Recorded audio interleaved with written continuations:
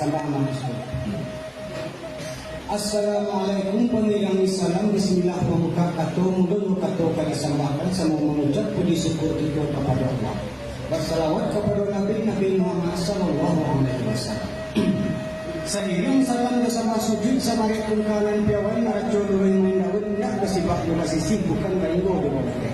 Sembah kepada Datu angkung-angkung ini mamah orang tua nang gadang sahabat tua. Nan bapujuk sagana bulik nan baulik sagana tunggang bianjong tinggi dia berkadang sandi andiko dalam kampung tempat dia tangkai di negara. Nan baku pamu kayu gadang